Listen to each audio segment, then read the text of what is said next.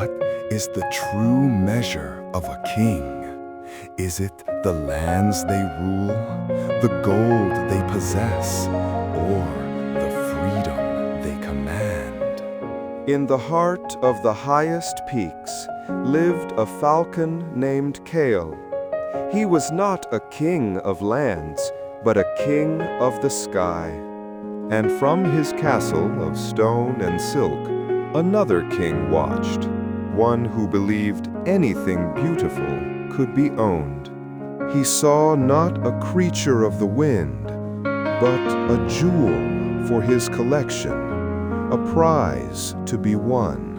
And so, the sky that was once a kingdom of freedom became a place of capture. The king of the sky was brought down to earth, his world shrinking to the size of a cage. It was a beautiful prison, gilded and grand, but a prison nonetheless. The click of the lock echoed louder than any thunder KL had ever heard in the mountains. Days turned into weeks. The falcon's fire dimmed, his fierce eyes growing dull. He could see his kingdom, but the bars painted a cruel map of his confinement. The king offered him the finest foods, the sweetest waters, but he could not offer the sky. For what is a feast to one who starves for the wind beneath his wings? In the silence of the night, hope became a forgotten word, a distant echo. The king had his prize, but the silence from the cage was a heavier burden than he had anticipated. Then one morning, a visitor arrived. Not a prince or a queen, but a humble sparrow. It sang no grand song, possessed no radiant colors, but it had the one thing Kael had lost, hope.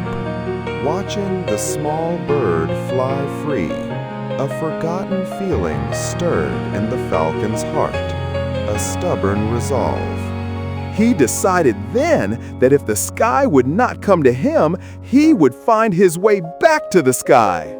The king saw this transformation. He saw the fire return, the spirit that refused to be broken. Day after day, he worked. The beautiful prison was strong, but the falcon's hope was stronger. And slowly, impossibly, the gilded prison began to yield a tiny space, a universe of possibility. The king finally understood. True beauty cannot be possessed. It must be free. And in that moment, he performed the truest act of a king, not of taking, but of giving back. The only thing more beautiful than the falcon's spirit was the king's change of heart. If stories like this move you, don't miss our next one. Hit subscribe. Freedom, not won by force, but given through wisdom, a gift beyond any treasure. He did not look back.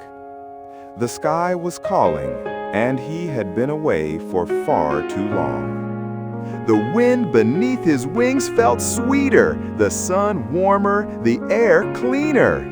It was the cry of a king who had reclaimed his throne, not of gold, but of air and light. For the king learned that to truly love something is to let it be what it was meant to be, and to never, ever lose hope. For even in the darkest cage, the heart remembers how to fly.